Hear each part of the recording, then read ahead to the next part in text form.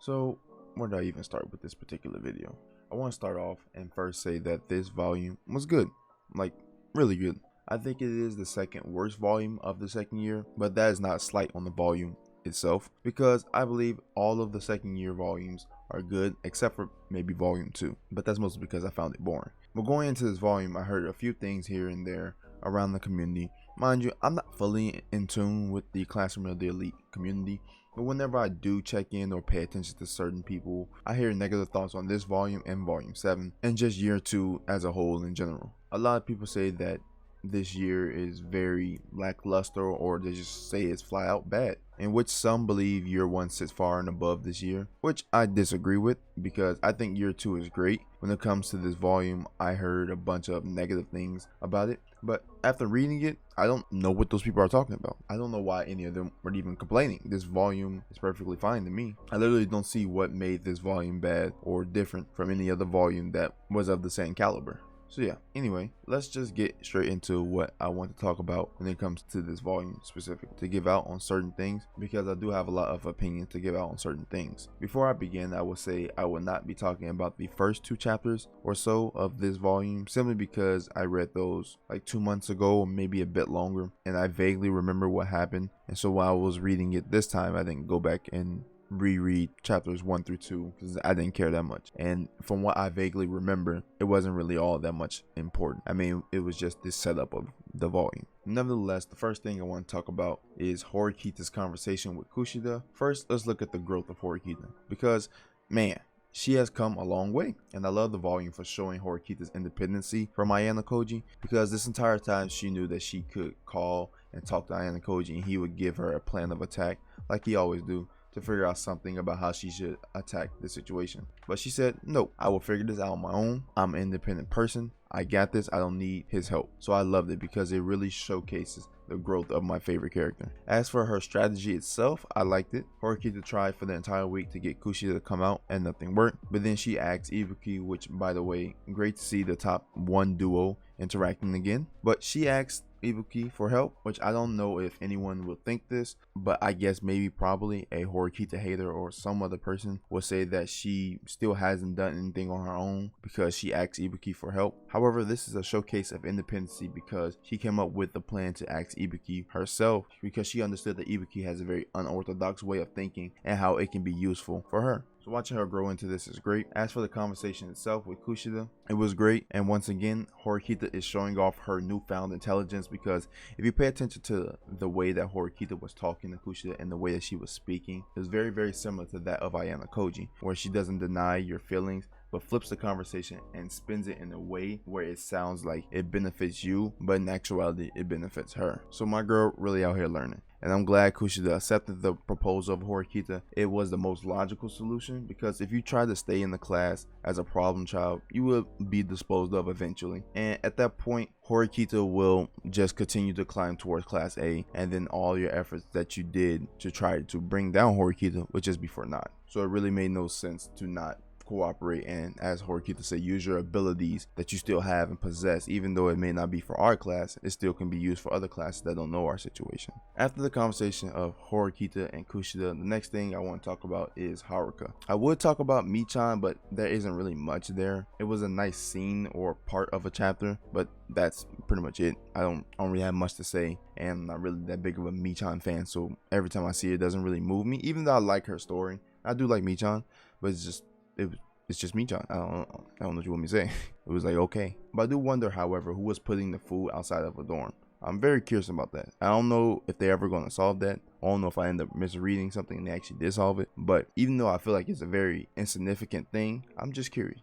But as for the Haruka stuff, so Haruka, along with Kushida and Michan, finally showed up to class on Monday. Haruka was still upset at everyone in the class, but mainly the 2 people that pushed her best friend out the door. When Haruka invited Horikita and Ayano Koji to talk with her, I was curious as to what she was going to say, because from the soliloquy of Akito this volume, she wants revenge on Ayano Koji, which, by the way, I found found hilarious. I couldn't stop dying laughing because she essentially wants to attempt to push a mountain with a toothpick, and I just could not stop laughing. It was hilarious. But after hearing the conversation, I'm glad that both Horikita and Ayana Koji stood on their decision, and I really enjoyed the ongoing theme in this volume of Horikita's inner turmoil over if she made the right decision or not. Great look into the mind of Horikita, and I guess really when you look at the results of the sports festival, it really played out that she actually made the correct decision, and she actually did a really good job in the way that she convinced Kushida to be an integral member again of the classroom. However, Haruka took me by surprise when she just flat out admitted that she wanted revenge on the two. But once again, she's trying to throw a stone out of the atmosphere, essentially. Like, it's Haruka we're talking about at the end of the day. Interesting conversation nonetheless, and interesting to hear Keisei's thoughts on the situation, who feels bad that Haruka, his friend, is gone, but it was the most logical choice that benefited him, and he admitted to only caring for himself. So I can respect the selfishness and the self-awareness that he has. The next topic of conversation is the karaoke room conversation between Horikita, Ayana Koji, Ryuen, and Katsuragi. There, Horikita proposes that the two join forces, and like I have said before, the duo of Katsuragi and Ryuen is a great duo. The way they play off each other and the balance they have while being two leaders of Class D is a sight to see. Class D really has the potential to be the best class. Also, I did like Ryuen's tactic to throw orange juice on Ayana Koji. It was really funny to see the way he dodged, and he explains to Katsuragi like, yo, no human moves that way. He's different. So all that was pretty funny. I did like the plan. I did like the back and forth between Katsuragi and Horikita, and then the way it's flipped to Horikita and Ryuen going back and forth. So watching the dichotomy between those two conversations, or two sets of conversations, it's extremely interesting to watch it unfold, in the way that Horikita was able to hold her own to the point where Ryuen is looking at the situation, and I guess Katsuragi as well is looking at Horikita like, hey, is Ayana Koji pulling your string? Did he give you some advice to speak? But they don't know what Horikita has been through, the growth that she has gained. So all this new speech is just completely foreign to them, and I love it. I love it. Horikita is amazing right now. I can't wait to see how much she grows later on in the future. Like, once we get to the third year, I can't wait.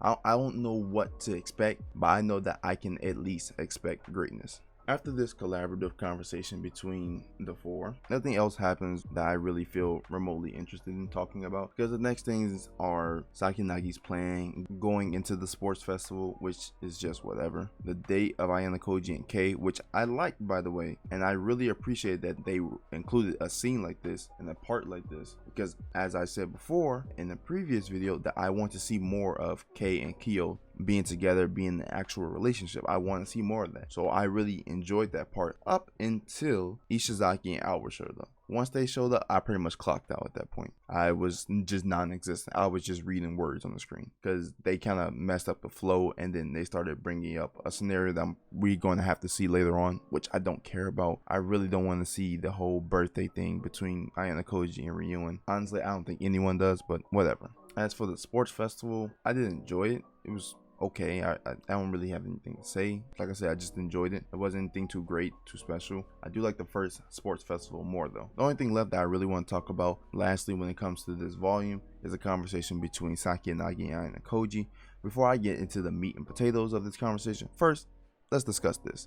Does it count as cheating if AK is being fed by her? I don't know. I was thinking that the entire time I was reading that scene, and I couldn't get that out of my head if he's cheating on K or not. But the most important topic of the conversation is Ayana Koji explaining his Grandmaster plan, which is a theory that I, and I'm pretty sure a bunch of other people, have had since volume 5, like the very beginning. Ever since volume 5 of the first year, of course, I have been saying that I think Ayana Koji is at this school because he wants to prove that the right room is a flawed system, and that he has been building up Horikita to do said job. And right here, he pretty much confirms it. And then the next thing with Ayana Koji admitting to the fact that he's using Kei as an experiment, that one, it shocked me a bit, because I didn't expect him to be so blunt with it. It's something that I've always thought about. He might be using Kei as just some sort of experiment for his own curiosity. I didn't expect him to be so blunt, and I didn't expect him to reveal something like that. But that was just sort of like a 50-50 hunch, maybe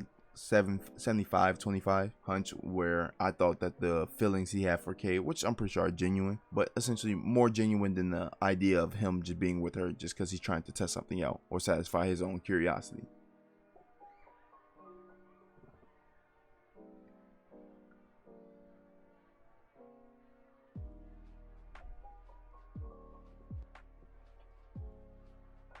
However, though, when Ayano Koji threw Sakinagi onto the bed, telling her not to expose his plan, bruh, I got chills. I felt that this was the most serious he has ever talked in the entire series. But props to Sakinagi, she is a lot smarter than what I gave her credit for, and I gave her a lot of credit, but she was able to hold her own, and she was able to infer so many answers to her questions on Ayano Koji without him even answering anything and being right about it as well. But this scene was by far the best scene in the entire volume. Also, and honestly, when I really think about it, it's probably a top scene of Classroom of the Elite. Also, quickly, last thing I do want to mention is Ayano Koji telling us that he will switch classrooms soon and he wants everyone in the class to grow without him. Man, once again, that gave me chills while I was reading. But I think it was because I had the fan on next to me, so that possibly could have been the reason I got chills. But hey, I got chills nonetheless. It was a great set of dialogue, and I can't wait to see where he transferred to, which I'm pretty sure I already know where he's going, but what comes from his transfer overall. It's going to be interesting to see how Horikita deals with being completely independent. But that would do it for the video. Thank you all for watching. Comment down below what are your favorite moments of this volume, how you felt about this volume, how you feel about my thoughts on the volume. Just say it all. Just say it all. If you like the video, please click the like button and subscribe, and follow my Twitter. Link is in the description. I talk Classroom Elite on there. And